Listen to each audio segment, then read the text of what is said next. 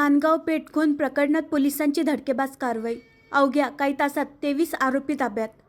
अमरावती जिल्ह्यातील नांदगाव पेठ येथे झालेल्या खून प्रकरणातील आरोपी तसेच राजापेठ हद्दीतील दहशत माजवून तोडफोड करणाऱ्या आरोपींना अटक करण्यात आली आहे. गुन्हे शाखा, नांदगाव पेठ पोलीस स्टेशन आणि राजापेठ पोलीस स्टेशन यांनी संयुक्तपणे ही कारवाई केली. दिनांक 19 डिसेंबर 2025 रोजी नांदगाव पेठ पोलीस स्टेशनमध्ये ओम रवींद्र पाळणकर वय 16 वर्ष राहणार सातुर्णा अमरावती यांनी तक्रार दाखल केली की त्यांच्या भावाला मंथन रवींद्र पाळणकर वय 19 याला जुन्या वादातून वाडकी डॅम येथे बोलावून आरोपींनी डोक्यावर, मानेवर व पाठीवर चाकूने वार करून जीवनीशी ठार मारले.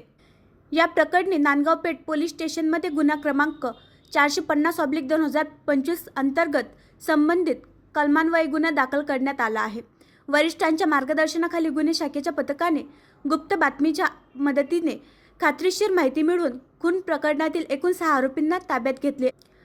अटक करण्यात आलेल्यामध्ये संतोष पांडुरंग गाते वय 24, सुजल दीपक शर्मा वय 23, सुजल पुरुषोत्तम जायभाये वय 28 यासह एक विधी संघर्षग्रस्त पुरुष बालक आणि 2 विधी संघर्षग्रस्त महिला बालक यांचा समावेश आहे.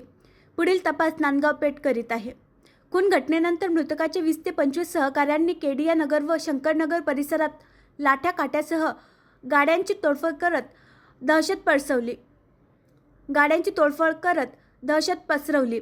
या प्रकरणी राजापेठ पोलीस स्टेशनमध्ये गुन्हा क्रमांक 794/2025 दाखल करण्यात आला. गुन्ह्याची गंभीर दखल घेत पोलिसांनी अवघ्या 5 तासात 17 आरोपींना अटक केली. यामध्ये विविध परिसरातील युवकांचा समावेश असून 6 विधी संघर्षग्रस्त पुरुष बालक देखील आहे.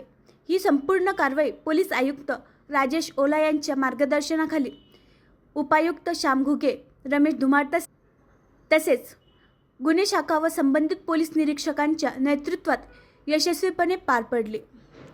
आणखी नवीन व्हिडिओ पाहण्यासाठी आमच्या देशमुख एक्सप्रेस न्यूज चॅनलला सबस्क्राईब करा, लाईक करा आणि शेअर करा.